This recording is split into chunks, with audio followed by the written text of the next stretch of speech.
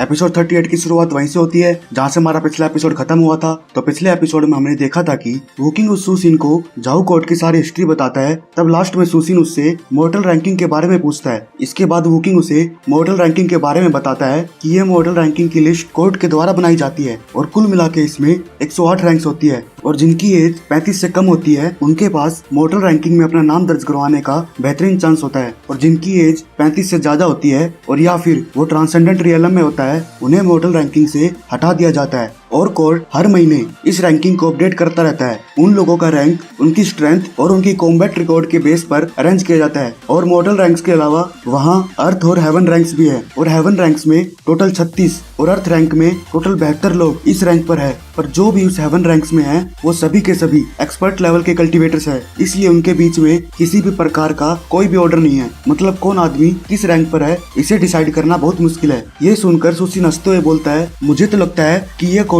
मॉर्टल cultivator और अर्थ rank के cultivators के बीच लड़ाई करवाना चाहता है, तभी उनके बीच कोई ऑर्डर सेट नहीं किया। तब वुकिंग कहता है, अरे भाई सुसिन, उन सभी लोगों के पास ऊंचाइयों पर पहुंचने का बहुत ही बड़ा जिगर है और यहाँ तक कि जिन लोगों के पास कोई रैंक नहीं होता वो खुद अपना रैंक क्रिएट कर लेते हैं और ये कोर्ट इसी रीजन की वजह से इतनी ऊंचाइयों पर पहुंचे है। तब सुसिन कहता है, अरे भाई वुकिंग, अगर ये सेंट्रल प्लेन्स के कल्टीवेशन फोर्सेस इतने ही स्ट्रॉन्ग है तो वे इस चाइनीज जैसी जगह पर आखिर कर क्या रहे हैं। इसके बाद वह वुकिंग अपने गोटे चलाते हुए बोलता है, बस भाई सुसिन, यही तो रीजन है। इसी रीजन को जानने के लिए आज मैं यहाँ आया हूँ। और अगर रूमर्स की बात करें तो वह सभी लोग जो पहले के अलायंस लीडर थे उनका छुपा हुआ खजाना ढूंढने के लिए आए हैं। फिर उन लीडर्स का नाम सुनकर वह हुआंग टेंशन में आ जाता है। फिर सुसिन कहता है, अरे भाई वुकिंग, मैंने तो इन 3 ओशियानिक फॉरेस्ट के अलायंस मास्टर के बारे में कभी नहीं सुना। तब वह हुआंग कहता है, बिल्कुल बॉस, आप इनके बारे में नहीं जानते होंगे क्योंकि वह सेंट युआन 8 साल पहले ही खत्म हो चुका है। फिर वुकिंग कहता है, सही कहा तूने, और बाय द वे ये झाऊ कोर्ट उस साउथर्न एरिया से ही टूट कर बना है और उस सेंट युआन ने ही झाऊ कोर्ट के अर्ली स्टेज में इसे डेवलप करने में पूरी हेल्प की थी। और इसके बाद उसने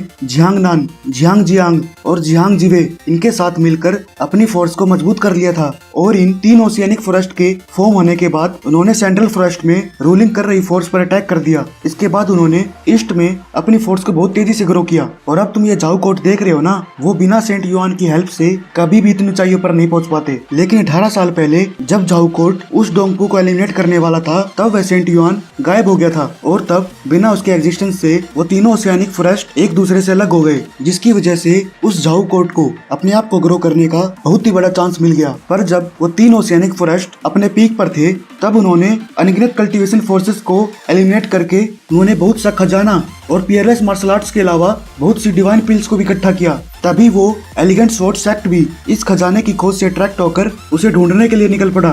फिर सुसिन कहता है, अगर लॉजिकली बोलूं तो उस युआन के खजाने के बारे में किसी को भी कुछ नहीं पता, लेकिन मुझे ये समझ में नहीं आ रहा कि वो सभी के सभी लोग इस वक्त उस खजाने को ढूंढने के लिए क्यों निकल पड़े हैं। फिर वुकिंग उसके कंधे पर हाथ रख के बोलता है, अरे भाई सुसिन, उन्होंने अपने लोगों के ग्रुप को इसलिए नहीं भेजा क्योंकि इसकी वजह से उन दूसरे कल्टीवेशन फोर्सेस का ध्यान उनकी तरफ चला जाता। और अब बात यह है कि अगर वो उस खजाने को नहीं ढूंढ पाए तो ये बात यहीं की यहीं दबी रह जाएगी। और अगर वो खजाना ढूंढ लेते हैं तो किसी भी कल्टीवेशन फोर्स को इस बारे में कानो कान खबर नहीं होगी। और भाई तुझे ज्यादा घबराने की कोई जरूरत नहीं है क्योंकि वो सभी के सभी मेंबर्स यंगर जनरेशन के हैं और उनमें से गिने चुने लोग ही ट्रांसेंडेंट रियलम में हैं। और इसके अलावा उनका यहाँ आना तो लाजमी था क्योंकि ये स्काई ओक फैक्शन पूरे चाइनिंग सिटी में नंबर 1 का कल्टीवेशन फोर्स है। तो ठीक है भाई सुसिन, राम राम, अब मैं निकलता हूँ। अगर मेरे स्टेटस जैसे लोगों को इतनी देर तक यहाँ रहते हुए अगर किसी ने देख लिया तो यह हमारे लिए अच्छा नहीं होगा। और अगर फिर भी कोई दिक्कत होती है ना भाई, बस 1 घंटी मार दियो, तुरंत हाजिर हो जाऊंगा।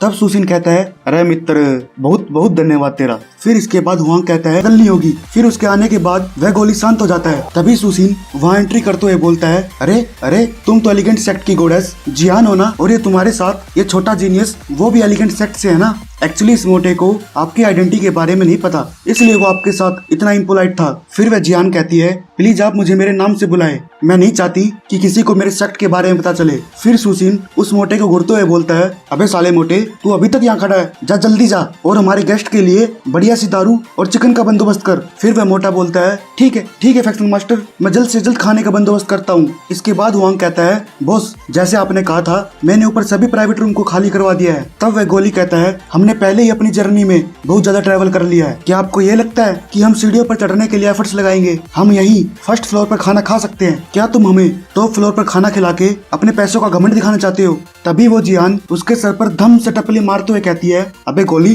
तुझे ज्यादा रूड होने की कोई जरूरत नहीं। फिर वह बोलती है, आप जरूर इस चाइनिंग सिटी के फैक्शन मास्टर सू होंगे, प्लीज इस गोली के बिहेव के लिए इसे माफ कर देना, इसमें अभी भी बहुत बचपना है। फिर सुसिन उससे पूछता है, क्या तुम मुझे जानती हो? तब वह जियान बोलती है, अरे फैक्शन मास्टर, पहचानो मुझे, मैं कैसे आपको भूल सकती हूँ। तो गाइस, इसी के साथ हमारा यह एपिसोड समाप्त होता है। फिर मिलते हैं नेक्स्ट एपिसोड में।